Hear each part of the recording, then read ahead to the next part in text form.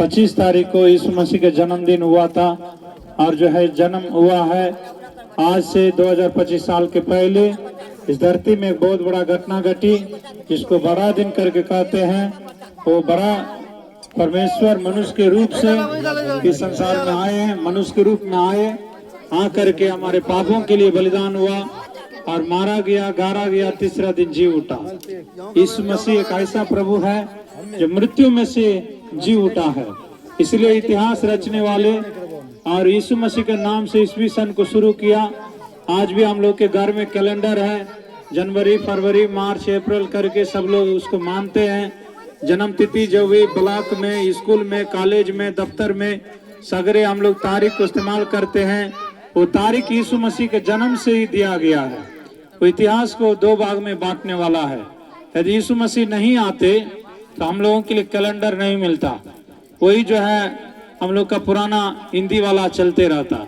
लेकिन पूरे दुनिया में आज अंग्रेजी कैलेंडर चल रहा है, वो यीशु मसीह का दिया हुआ है। इसलिए कि उन्होंने इस संसार में आकर के बड़े बड़े अद्भुत काम किया जो साधारण मनुष्य नहीं कर सकते हैं।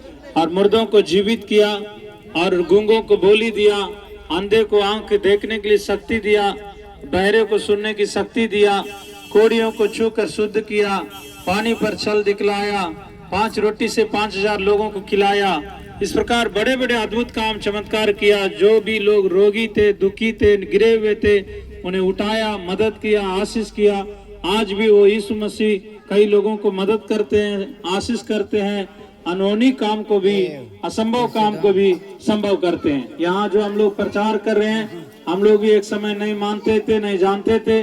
अरे खाओ पियो ऐश करो मर जाओ, मरने के बाद कौन देखने जाता है कि कहाँ जाता है।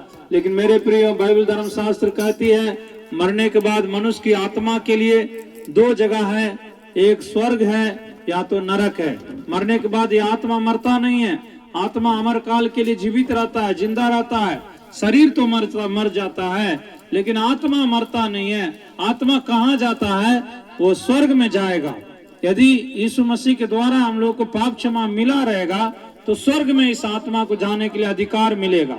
यदि हमारे लिए पाप क्षमा नहीं मिला, हम लोग जो भी जाने अनजाने में गलत किए, झूठ बोले होंगे, चोरी किए होंगे, नशा किए होंगे, गाली बके होंगे, किसी को धोखा दिए होंगे, शराब दिए होंगे, तो कुछ ना कुछ हम जो गलती किए हैं, वे विचार हो, झूठ हो, नशा हो, चोरी हो, उसके बदले में हम लोगों की आत्मा को नरक में डालेगा।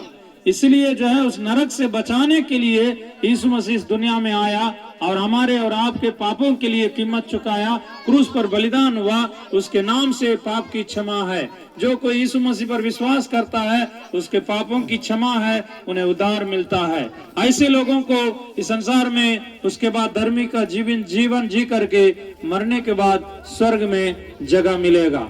इसलिए मेरे प्यारों, हम लोग बार बार आपके बीच में आकर के सुनाने का एक ही मकसद है कि हम लोगों का आत्मा को बचाना है और हमारी आत्मा नरक में नहीं जाना है।